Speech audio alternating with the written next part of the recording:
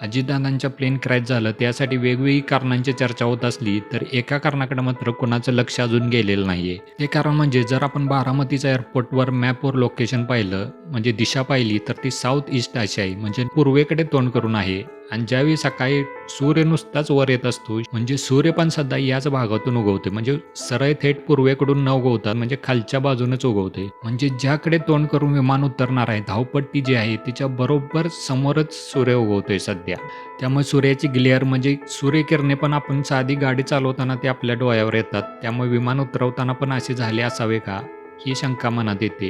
त्यामुळे विमान उतरताना जी सूर्याची ग्लेअर्स असतात लँडिंग होताना ती डोळ्यावरती आल्यामुळे किंवा समजा विमानाची विंडशिल्ड असते पुढची तीच व्यवस्थित साफ नसेल त्याच्यावर स्क्रॅचेस असतील तर त्यामुळे पण धावपट्टी दिसली नाही का? त्यामुळे धावपट्टी नेमकी कुठे आहे हे लक्षात न आल्याने हा अपघात झाला असावा का याचा पण विचार केला पाहिजे.